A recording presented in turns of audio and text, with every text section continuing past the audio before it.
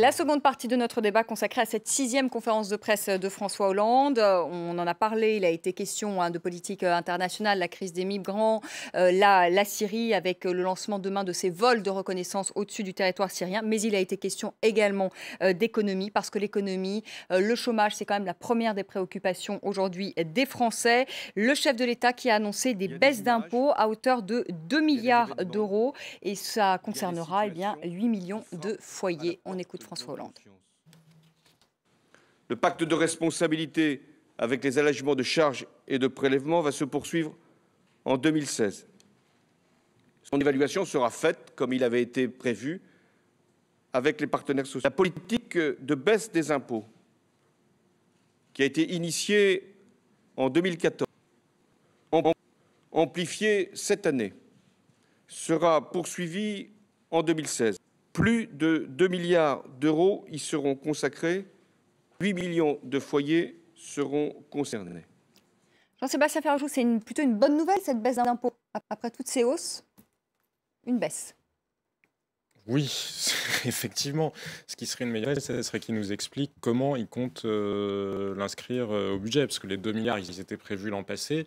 Si j'ai bien compris, l'État a pris de nouveaux engagements auprès des agriculteurs ou au fil de différentes crises qui se sont succédées. Là encore, on ne sait absolument pas comment François Hollande compte respecter ses engagements budgétaires ou les engagements budgétaires de la France au niveau européen. Et c'est là, au niveau européen, et c'est là où on voit encore une fois d'ailleurs l'utilité ou l'inutilité de ce genre d'exercice. Je n'imagine pas dans l'équivalent américain un président faisant ce genre de déclaration et les gens se contentant d'accepter qu'il n'y ait aucun début d'explication sur la manière dont on va s'y prendre au niveau budgétaire. Donc oui, c'est une bonne nouvelle pour les ménages concernés. Cela dit, si on regarde le tableau global, il avait fait, ça a été abordé à plusieurs reprises ce matin, son mea culpa sur la hausse de la TVA sociale, enfin l'annulation de la hausse de la TVA sociale. Vous voulez faire Nicolas Sarkozy ? À l'époque, il n'a pas fait son mea culpa sur les impôts, parce ce qu'il oublie de nous dire, c'est le choc fiscal terrible qu'il a imposé à la France et les résultats que ça produit pour l'économie française à l'heure actuelle.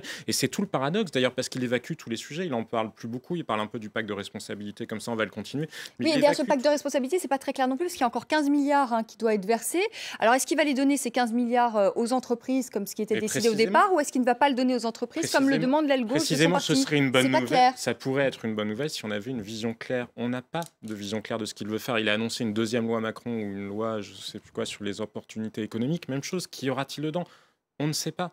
Alors que l'économie française, il faut le rappeler, est quand même dans un état calamiteux. Alors que ça n'est pas le cas dans le reste de l'Europe. C'est encore moins le cas aux États-Unis, puisque là, le niveau de chômage aux États-Unis est plus bas qu'il ne l'avait jamais été pendant les années Reagan. Un petit peu plus de 5%. Oui, mais ce qui est plus bas qu'à n'importe quel moment des années Reagan. Donc, on a l'impression en France qu'on vit dans un contexte international où il y a une espèce de crise qui nous plombe. Mais non, c'est le contexte français qui nous plombe. Ailleurs, ça se passe bien. Mais la croissance, elle remonte. C'est ce qu'il dit en tout cas. Il dit 1,5% pour 2016. C'est joué sur les mots. On voit très bien que les prévisions de l'INSEE sont très défavorables. Et quoi qu'il en soit, en différentiel, quand on regarde le déficit de croissance accumulé depuis 2008 en France, quand bien même la croissance serait à 1%, on est encore très loin de ce qu'il nous faudrait pour que le pays retrouve un peu de couleur.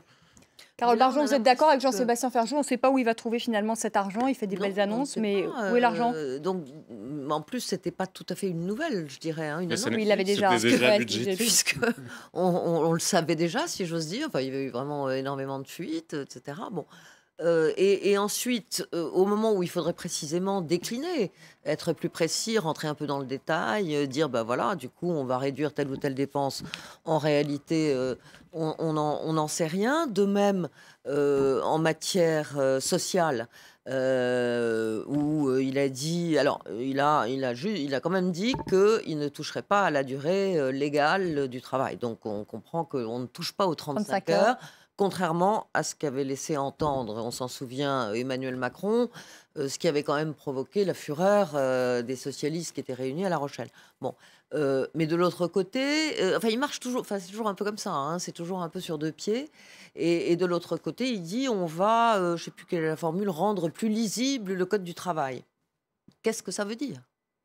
Mais là aussi, il ne se prononce pas s'il va modifier aussi les contrats de travail, etc. Il pourrait donner des exemples. Vous voyez, vous pourrez donner des exemples, etc. Mais rendre plus lisible le code du travail, on comprend que c'est un signe envoyé aux chefs d'entreprise qui voudraient probablement carrément le supprimer. Mais tout ça n'est pas précis. On reste sur sa fin. Ce qui est intéressant, c'est que les précédentes conférences de presse, il avait fait beaucoup d'économies. Vraiment beaucoup, beaucoup, beaucoup. Ça a été les grands moments de son quinquennat. Il y avait eu celle de janvier où il avait annoncé justement le pacte de responsabilité. À plusieurs reprises, vraiment, il en faisait l'axe majeur de sa politique.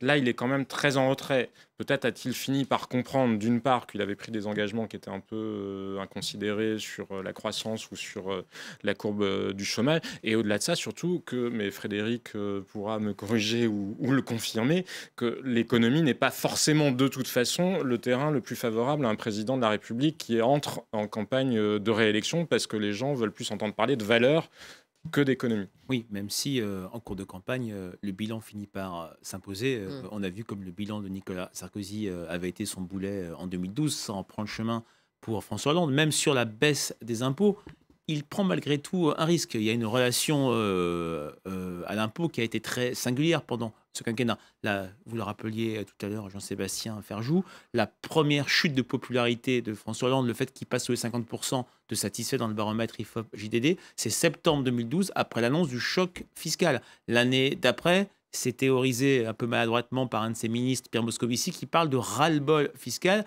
Depuis, il y a une vraie méfiance de l'opinion sur la question des impôts, et François Hollande a raison, et il faut qu'il martèle cette baisse annoncée, parce qu'elle se heurte à un discours en termes de registre de tromperie. Sur le mode, c'est pas vrai, je n'y crois pas, et sur le mode même des vases communicants. Ce qu'on va nous donner un petit peu en termes de baisse d'impôts, ça va être rattrapé notamment par la fiscalité locale, dans un contexte où le ressentiment des classes moyennes sur le fait de concentrer le paiement de l'impôt sur le revenu est extrêmement fort, parce qu'il y a eu un événement important en fin d'année dernière, c'était la suppression de la première tranche de l'impôt sur le revenu, qui a fait sortir de l'impôt beaucoup de foyers. Ça n'a pas vraiment... 9 millions, je crois, de personnes. Oui, c'est ça, un petit peu moins, je crois. Mais ça n'a pas, je dirais, profité en termes d'opinion au couple exécutif. Et ça a, je dirais, exacerbé le ressentiment des classes moyennes sur on concentre tout l'impôt. Il a quand même fait des petits gestes vis-à-vis de son aile gauche et de sa gauche en récusant toute augmentation de la TVA, impôt injuste par excellence. C'est là, il est en adéquation avec le ressenti de beaucoup de Français, notamment de gauche. Mais en même temps, il s'agit d'une fausse bonne annonce, à mon avis, parce que Hollande arrive au pouvoir, il commence à augmenter les impôts, et puis tout d'un coup, il commence à les baisser. On arrive au point zéro. On n'arrivera pas au point zéro. Ça serait beau qu'on arrive au point zéro. Il ne les baissera jamais suffisamment pour qu'on revienne au point zéro. Oui, mais je veux dire, c'est n'importe quoi. Il commence en les augmentant, maintenant il les diminue, mais sans que ça ait un véritable résultat sur l'économie française. Donc, ça n'a pas grand sens. Mais de toute façon, on voit bien qu'il y a une erreur majeure de ce quinquennat. On voit bien que François Hollande croit que la croissance est une affaire de cycle. Il l'attendait, il le dit dans le livre aussi de Françoise Fressoz, il s'imaginait qu'elle reviendrait beaucoup plus vite. Il fait une erreur de diagnostic, et puis il y a aussi une erreur historique. Il a converti la gauche aux politiques de l'offre, à la réforme du Code du travail, à ce qui permet de fluidifier le marché du travail, au moment où on vit la plus grave crise de demande que traverse l'économie française et l'économie européenne depuis 1929. C'est la base. Il suffit de regarder les chiffres de la croissance. Les Français ont un peu de peine à le faire, mais pour le coup, les Britanniques l'ont très bien compris avec la politique monétaire qu'ils ont menée depuis 2010. Mais ils ont accepté les sacrifices. Mais ils ont accepté à la fois les sacrifices, assez peu quand on regarde le détail, parce qu'ils n'ont jamais été... Les déficits britanniques sont beaucoup plus élevés que les déficits français. Malgré tout, l'austérité britannique, elle a été plus dans les mots que dans les faits. Mais cette erreur, c'est une erreur historique. Et la France n'a pas fini de le payer, parce que bien sûr, c'est bien, et bien sûr, probablement, on créerait un peu plus d'emplois si le Code du travail était réformé. Probablement, si la fiscalité était plus claire, plus lisible, ça irait mieux. Mais au-delà de ça, le problème fondamental, c'est celui de la structure de la zone euro. La croissance en zone euro ne va pas. Et on le voit, il suffit encore une fois. Mais Jean-Sébastien Ferjou, on peut quand même pas dire que c'est quand même un président qui a quand même tenté de réformer, parce que finalement Nicolas Sarkozy, il n'a pas fait quand même de grandes réformes non plus. Et là, est-ce qu'il n'y a pas eu quand même une volonté quand même de tenter? Et est-ce que finalement il n'y a pas un problème aussi de la société française, à la fois des Français, des syndicats aussi en France, qui freinent à quatre fers, et dès qu'on parle réforme, tout le monde est dans la rue, tout le monde. Mais bien sûr qu'il y a un problème de la société et ça c'est peut-être la différence avec les Britanniques, c'est-à-dire que ça va au-delà des hommes politiques en fait. d'accord avec vous là-dessus. Mais au-delà de ça, là, c'était vouloir aller à l'encontre de la société française. Dans un moment, l'Allemagne a fait ses fameuses réformes, les réformes Hart. C'est un moment où la croissance en zone euro, elle était de 4,5 points. Personne ne fera passer, personne, à moins d'aller vers une dictature ou en tout cas de renoncer à la stabilité politique des démocraties occidentales, ne peut faire passer le même genre de réforme quand vous êtes en récession. Ça n'existe pas. C'est en ça où je vous dis qu'il y a une erreur de raisonnement fondamentale qui fonde ce quinquennat. Et c'est ça. Après, effectivement, François Hollande, il a en face de lui les corporatismes français, il a en face de lui des syndicats où il a en face de lui une majorité qui n'est pas très au clair sur ce qu'elle veut, parce qu'entre Emmanuel Macron, Carole Barjon le rappelait tout à l'heure, qui dit que les 35 heures, c'est du passé, et puis Martine Aubry, d'ailleurs, qui lui tape sur les doigts ce week-end, ou Benoît Hamon, qui va dire exactement l'inverse, mais il paye aussi son bilan. Parce qu'à la tête du Parti socialiste, comme premier secrétaire pendant des années, ou quand il s'est fait élire, il aurait pu à nouveau le faire au congrès du mois de juin, au congrès de Poitiers du Parti socialiste. Cette clarification idéologique, le Parti socialiste, c'est quoi aujourd'hui en France? C'est quelque chose qui ressemble plus à Tony Blair ou c'est quelque chose qui ressemble plus à Jérémy Corbyn, d'ailleurs, potentiel nouveau leader travailliste qui est retour en arrière-tout, qui est gauchiste, quoi, en quelque sorte. Mais ce travail-là, il ne l'a jamais fait. Donc oui, il se heurte aux résistants de la société française, mais il se heurte aussi à ce qu'il n'a pas fait lui. Et il se heurte aux résistants de son propre parti aussi, parce qu'il y a tellement de courants au sein de cette gauche aujourd'hui. Au fond, on va pas revenir évidemment sur un passé trop ancien, mais enfin tout de même, il faut quand même dire que probablement la gauche aurait dû faire un certain nombre de réformes, notamment sous Lionel Jospin, quand il y avait la croissance. Et on sait très bien qu'il y a eu des milliards dans l'éducation nationale dont on ne sait pas très bien où ils sont passés, etc. Et au fond, François Hollande, il paye ça aujourd'hui aussi. C'est-à-dire que l'héritage. Tous les politiques en privé vous disent on ne peut pas faire de vraies grandes réformes structurelles sans que ça coûte de l'argent, parce qu'il faut toujours des compensations. Si on prend l'exemple des taxis, on a très bien vu, les taxis, à ce moment-là, il faut leur rembourser leur licence. Si on veut ouvrir le système. Donc, en fait, les vraies réformes, ça coûte de l'argent, ça coûte cher. Et donc, on n'en a pas. Et ça coûte aussi du capital politique, parce que les Français peuvent accepter les réformes dans la mesure où ils ont l'impression qu'on vit dans un contexte qui va vers du mieux. Là, on vit dans un univers où tout change d'une certaine manière, parce que les flux migratoires leur donnent l'impression que leur réalité au quotidien va changer, parce que la pression de la mondialisation leur donne l'impression que leur quotidien change, parce que les théories du genre, par exemple, leur donnent aussi l'impression que leurs repères culturels sont en train de changer, que l'attachement qu'on pouvait avoir à la famille, aux formes d'autorité, tout est en train de changer. Mais pendant les 30 glorieuses, c'était quelque chose d'accepter ces changements sociaux-là, parce qu'en échange, on savait qu'on allait vers du mieux économiquement. Là, tout change, et en échange, on a tous l'impression, ou en tout cas, les catégories les plus défavorisées des Français peuvent raisonnablement avoir l'impression que tout va plus mal économiquement pour eux. C'était mieux avant. Mais voilà, et donc cette équation-là, malheureusement, je ne vous dis pas qu'elle est facile à résoudre pour François Hollande ou pour X homme politique qui gouvernerait la France, mais enfin, à minima, il faut qu'il s'en saisisse, qu'il la prenne à bras-le-corps. Et là, on est dans l'évitement de ces problèmes fondamentaux. Frédéric Dabi, j'ai vu ce sondage encore, peut-être que vous en avez un de l'IFOP, je préférais que vous m'en donniez un de l'IFOP, mais je veux quand même donner RTL Le Figaro. François Hollande éliminé dès le premier tour, avec 19% des suffrages, 25% pour Nicolas Sarkozy, et ce qui est effrayant, c'est 27% pour Marine Le Pen.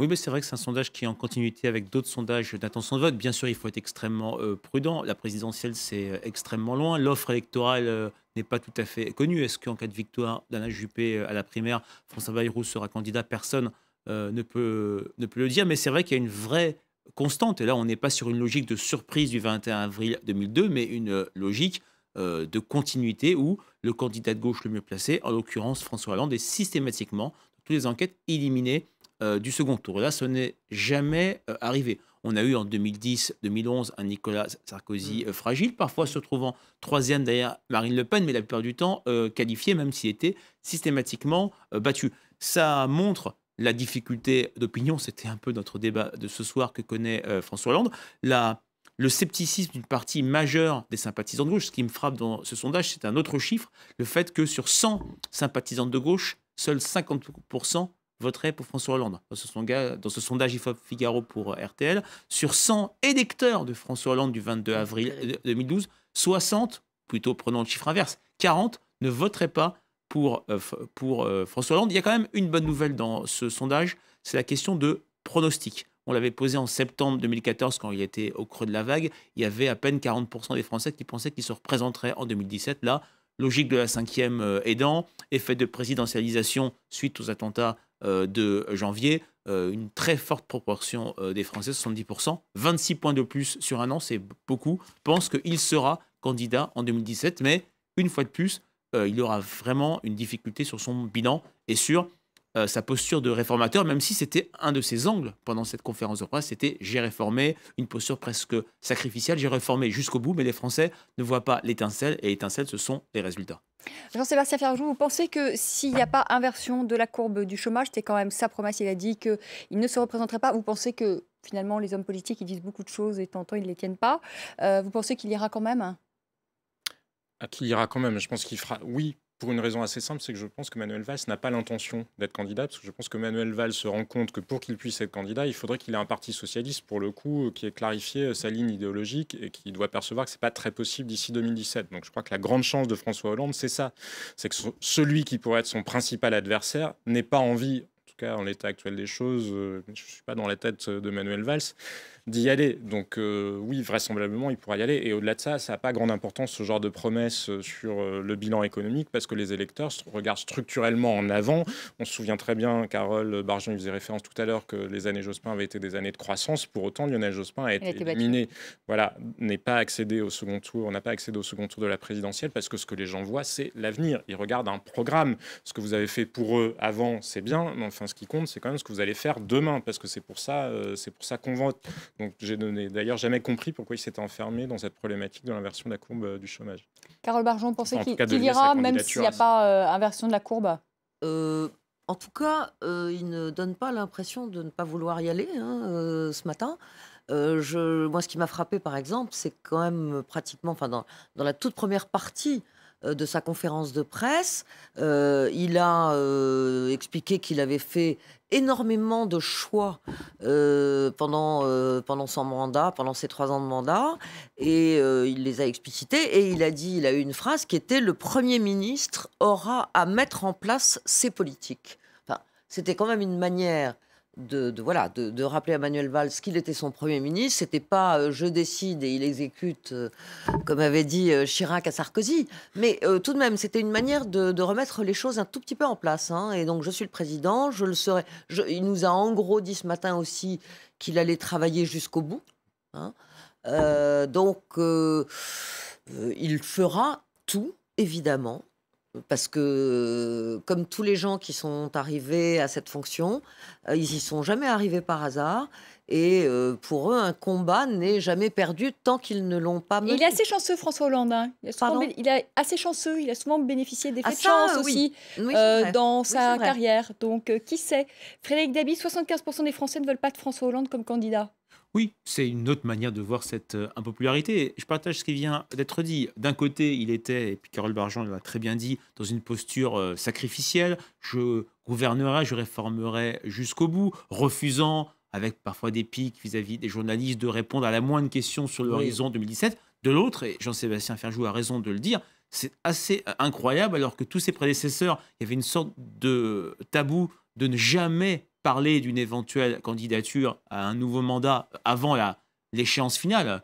François Mitterrand, c'était même 42 jours ou 44 jours avant l'élection de 88. Là, il l'a fait à plusieurs reprises, il l'a refait le 14 juillet, il lie son destin à une inversion, ou plutôt à un bon résultat en matière économique sur la question du chômage.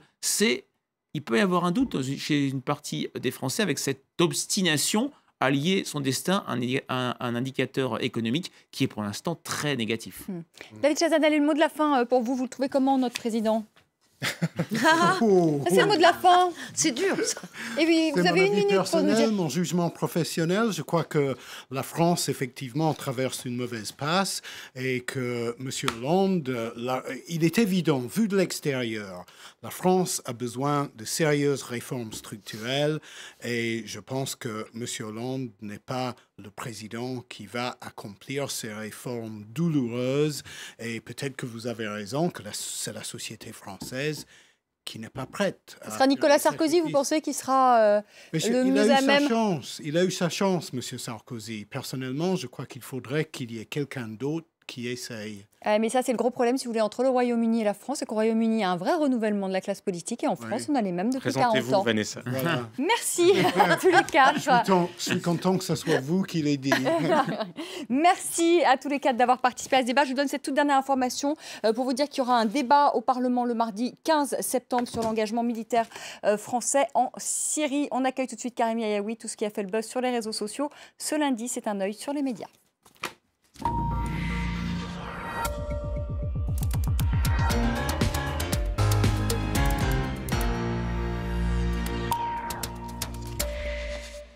Bonsoir Karim. Bonsoir à tous. On est content de vous retrouver ce soir. Moi aussi, après ces longues vacances que vous avez eues.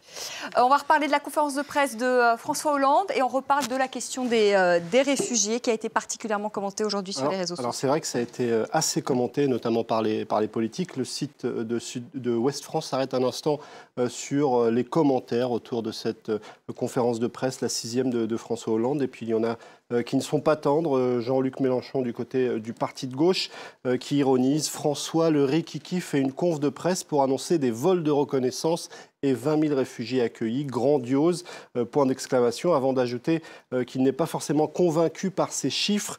Sur les demandes d'asile, 60 000 demandes. Selon lui, 10 000 sont accordées.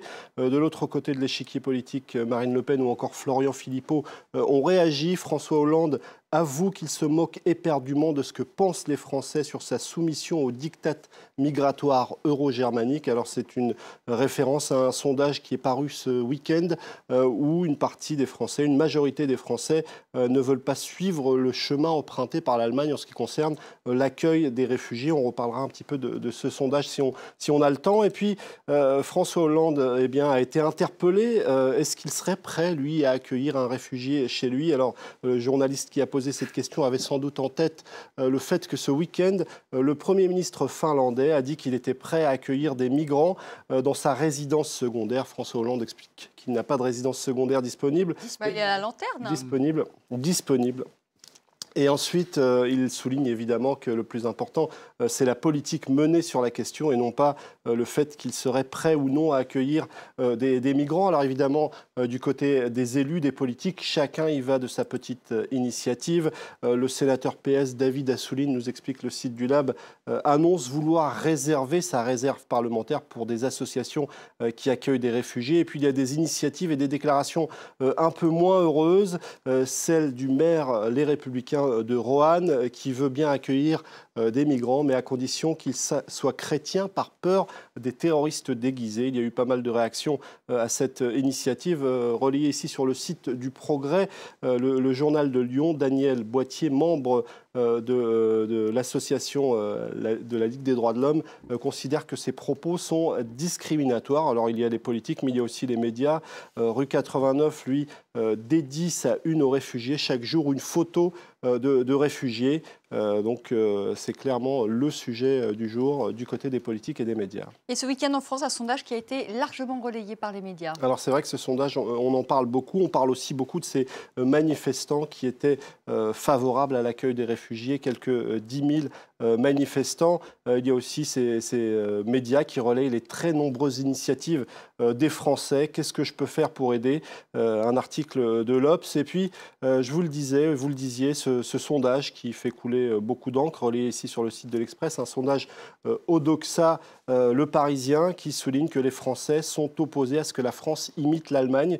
55% d'entre eux. Ils considèrent aussi que les Syriens sont des réfugiés comme les autres. Alors, ce sondage suscite des réactions et des interrogations. Sur le site de France 24, il y a ce texte publié, « Réponse aux Français qui ne veulent pas de réfugiés syriens », un texte de Sylvain Attal qui tente de convaincre les Français que ces réfugiés, ils ont besoin de venir en Europe. Et finalement, cette volonté, cette prise de risque immense qu'ils font pour tenter de rejoindre les démocraties européennes marque le fait qu'ils, évidemment, choisissent ce modèle et qu'ils refusent justement la barbarie que tente d'imposer l'organisation État islamique. Alors, ce sondage va un petit peu à l'opposé de ces images qu'on a vues notamment du côté de l'Autriche ou de l'Allemagne, avec cet article du correspondant de Libération qui évoque une distribution d'amour pour des milliers de réfugiés qui, pour un certain nombre d'entre eux,